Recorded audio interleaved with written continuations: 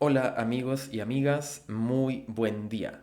Bienvenidos a otro video aquí en el canal donde hablamos de temáticas de astrología seria, de decodificación biológica y psicogenealogía. Todo orientado en torno a lo terapéutico. Ese es como un eje articulador aquí en el canal que nos interesa bastante. Y hablando de lo cual, hoy quería tratar un tema un poquito distinto, relacionado con lo terapéutico, de una manera muy simple, muy coloquial. Vamos a poner el foco en una frase que resume un comportamiento que seguro se nos va a hacer conocido, porque con cierta frecuencia lo vamos a ver ahí estar presente de forma abierta, deliberada o quizás más tácita en relaciones, sobre todo de pareja. Vamos a poner el foco, por supuesto, en las relaciones de pareja y es un comportamiento que a lo mejor nosotros podemos haber visto o nosotros mismos podemos haber llevado a la práctica. Es bastante común, como decía.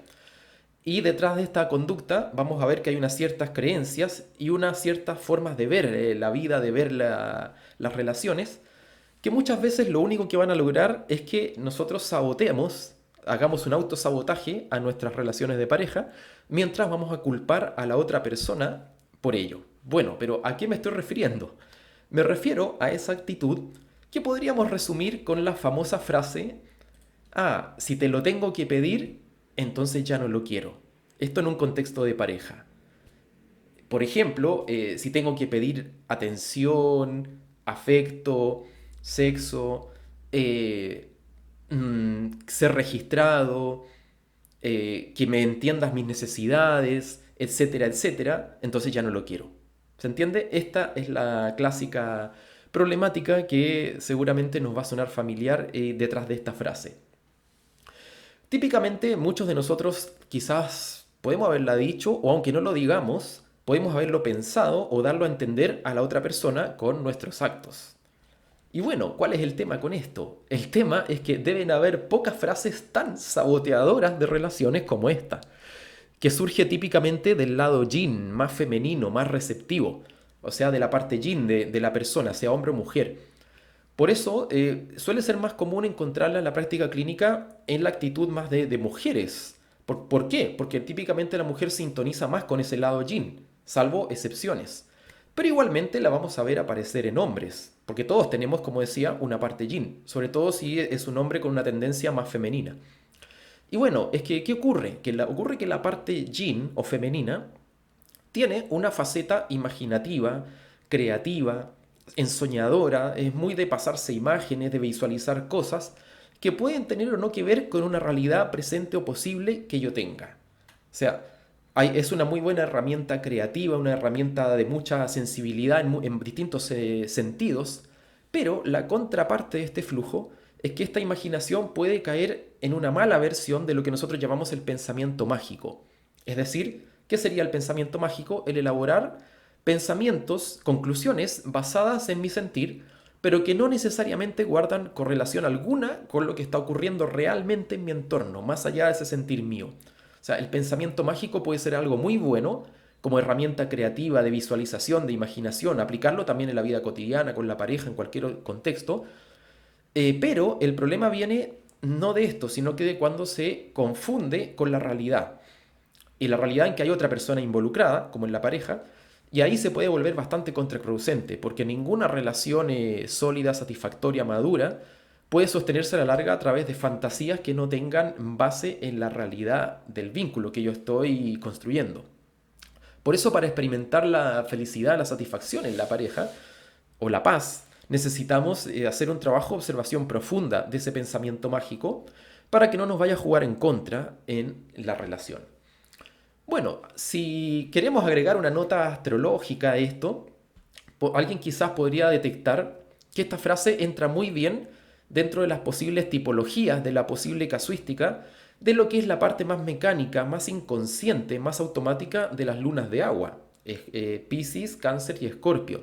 Sobre todo la luna en Piscis, que suele tener a veces o puede caer fácil en este tipo de automatismos. Cuando la persona tiende a dar por sentado que lo que siente, el otro también lo tiene que sentir. Y cuando eso no ocurre, va a acusar al otro de falta de empatía. ¿Cómo no se da cuenta? Si es evidente. Podría una luna de agua, una luna en Piscis, por ejemplo, pasar por este tipo de sentir.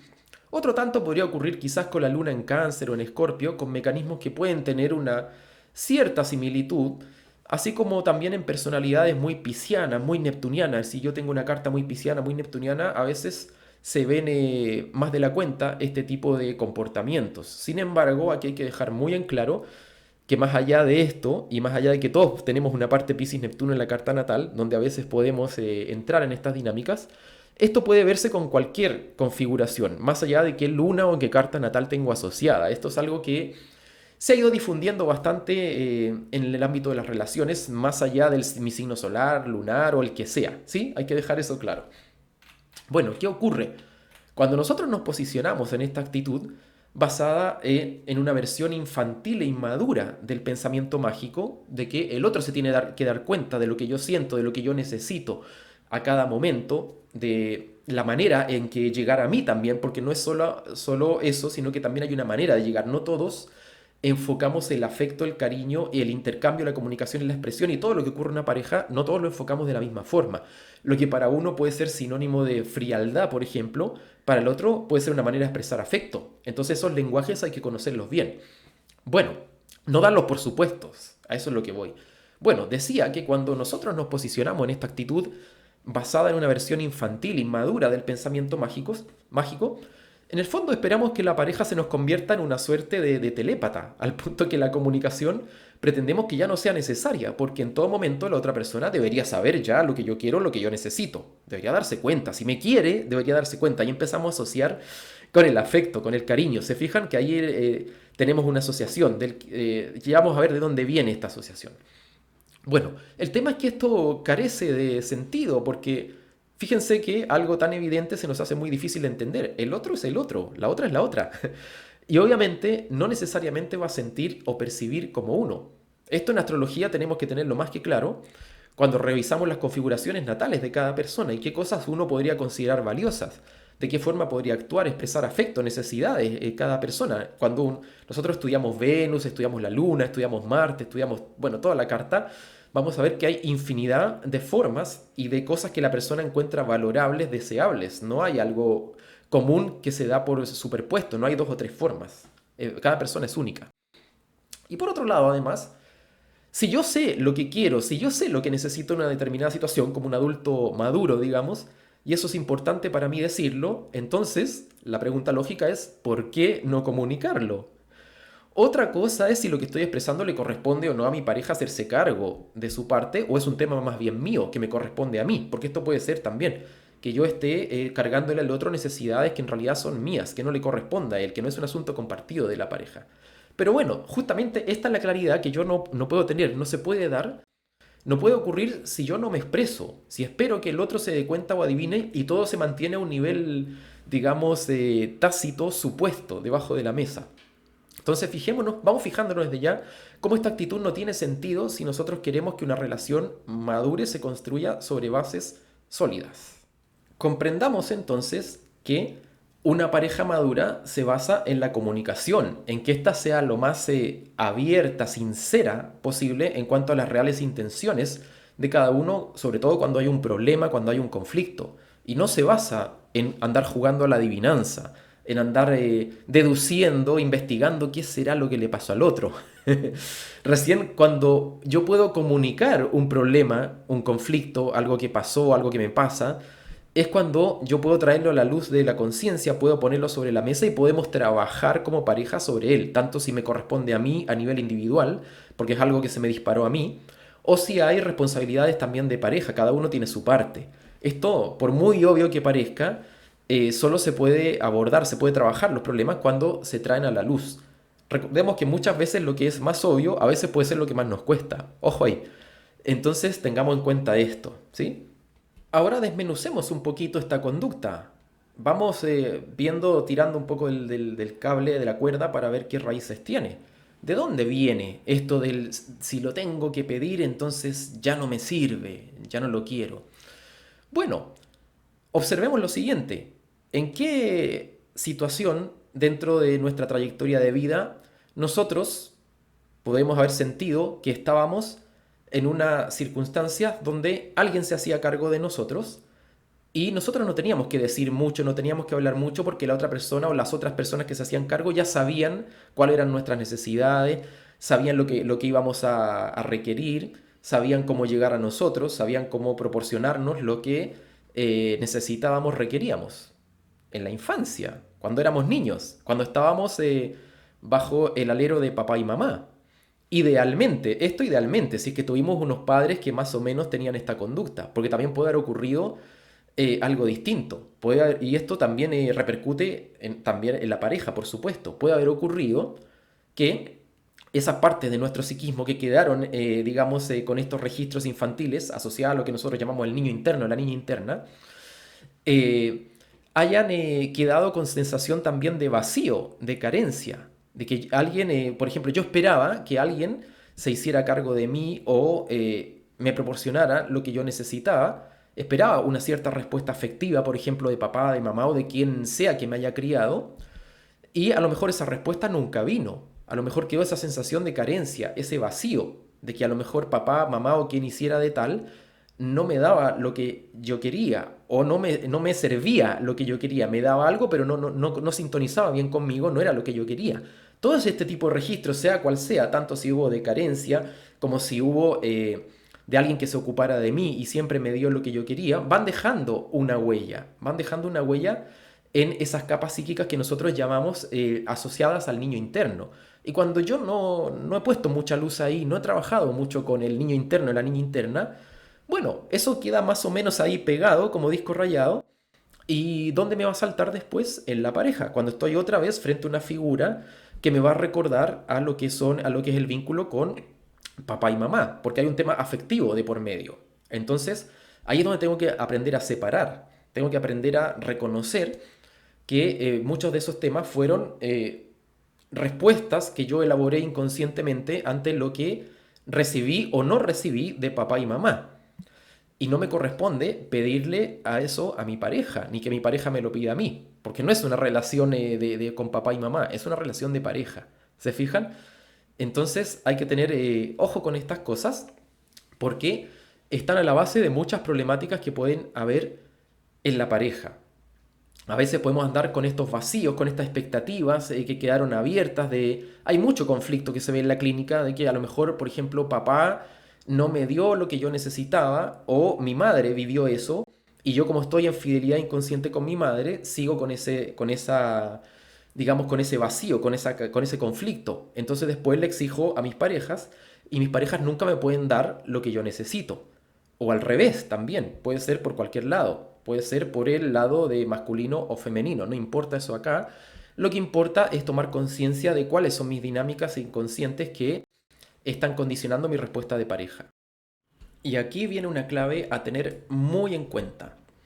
Observemos que muchas veces se cumple que los reclamos que nosotros le hacemos a nuestras parejas son los reclamos que en el fondo le estamos haciendo o que quizás no le hicimos a nuestros padres.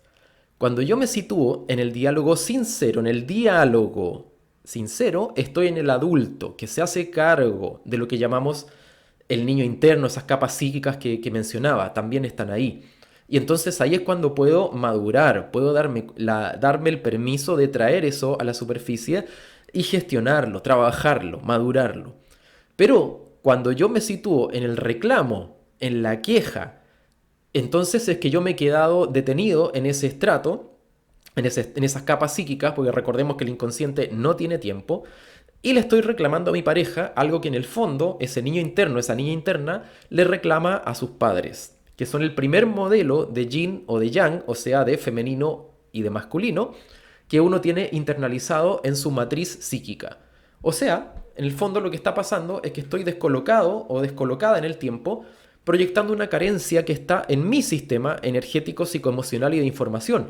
Y por lo tanto me corresponde a mí observar y revisar qué es lo que está pasando, no andar culpando al otro, porque el otro no lo puede arreglar por mí, más allá de que pueda tener alguna carencia parecida, y esto es muy común, por algo los árboles se juntan, o cada uno tiene su parte de responsabilidad, pero cada uno le corresponde lo suyo. Así que entonces ocurre que muchas veces esta frasecita del si lo tengo que pedir entonces ya no lo quiero, es en el fondo un anhelo del niño o de la niña. ¿De qué? De que papá o mamá se haga cargo de mí. y se lo encajo a mi pareja. Porque mi psiquismo quedó en ese nivel de desarrollo en algunos temas, quedó pegado ahí. ¿Se fijan? Eso es lo que hemos de darnos cuenta con esto. Entonces, ¿cómo trabajar esto? ¿Qué se puede hacer? Sería la pregunta obvia. Bueno, yo siempre sugiero que si uno quiere ir realmente a fondo en sus conflictos, sean estos de pareja o de cualquier otro tipo, uno tiene que trabajar no solo con la parte consciente, que muchas veces eso va a ser totalmente insuficiente, sino que sobre todo con el inconsciente. ¿Por qué? Porque ahí están las raíces de la programación de los patrones de este software, que es el que nos hace entrar repetidamente en cosas que en el fondo no queremos. Hay que ir ahí. No basta, como decía, solo abordarlo desde la mente consciente. Si bien eso puede ser un buen punto de partida, con situaciones como la que estamos hablando, nos va dando pistas, el tomar conciencia de esto, el darnos cuenta, el observar, es un buen punto de partida para luego ir entrando en las profundidades. Por eso ahí puede resultar muy adecuada la consulta individual, la sesión, donde nosotros vamos a buscar las raíces de estos programas, de estos patrones.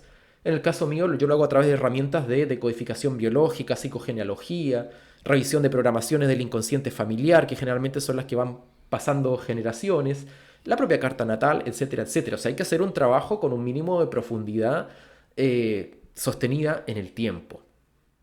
Algo que de todas maneras es tremendamente importante destacar, tenerlo muy en claro, para que trabajemos con ese pensamiento mágico que a veces nos trae malas pasadas, es que una pareja madura no es algo que a uno le venga dado o que ocurra solo, como por magia, por arte de magia, no ocurre solo, nunca. Es algo que se construye, es algo que se va armando. Eso es esencial, según mi criterio al menos, tenerlo claro. La magia de existir hay que lograrla cada uno trabajando consigo mismo, de forma sostenida en el tiempo. Porque cuando uno se junta con una pareja que tiene a su vez también esa apertura, que eso cuando uno va teniendo esta apertura, puede juntarse con parejas que también la van teniendo. Entonces ahí sí hay una oportunidad de madurar muchos temas. Se pueden abordar conflictos desde un punto de vista adulto, no basado en pedirle al otro lo que no le corresponde, ni tampoco en culparlo, sino que se aborda basados en reformular lo que no sirva y trabajar con lo necesario para resolver esos conflictos que pueden surgir, que ese es un punto de vista maduro en una pareja. Decir, bueno, hay un problema, tenemos tal o cual problema, ¿qué es lo que nos sirve? ¿Qué es lo que le sirve a cada uno y qué le va a servir en esa dinámica de pareja que se está dando para dejar de repetir y repetir el mismo problema una y otra vez? ¿Se fijan? Este es el punto de vista adulto. La magia existe, pero hay que hacerla uno, hay que construirla. Eso es lo que quiero decir. No viene sola, digamos. Por la naturaleza también de la información implicada en una relación de pareja, ya saben, los árboles espejos, las mismas conflictos aparecen aquí y acá, va a ser algo desafiante. Esto hemos de tenerlo claro. Esto va a ser algo muy desafiante. Nos va a poner en contacto con capas de nuestro psiquismo que son delicadas por la carga conflictual que tienen esas capas, que a lo mejor antes no nos dábamos ni cuenta, pero en algún momento aparecen. A lo mejor las desconocemos o no las queremos conocer, pero va a ser tremendamente necesario trabajar con esas capas, con esas conflictivas que hay ahí, con esos programas, con esas lealtades, con todo lo que hay allí, lealtades inconscientes, lealtades ciegas, para poder construir relaciones lo más sanas posible y que sean algo alineado con nuestros proyectos de vida en su mejor sentido, sea cual sea la forma de las relaciones. Por eso la comunicación va a ser fundamental en la pareja. Hablar y no esperar que el otro adivine. Poner las cosas sobre la mesa para poder tomar decisiones honestas en lugar de seguir saboteando inconscientemente la relación jugando al adivina qué me pasa. ¿Se fijan? ¿Esto se puede? Sí, sí se puede, pero hay que estar dispuesto a ello. O sea, en la relación cada uno tiene que estar dispuesto a ello. Y esa es una parte que le corresponde, valga la redundancia, individualmente a cada persona trabajar. Yo no se la puedo tirar al otro ni el otro me la puede cargar a mí. ¿Se fijan?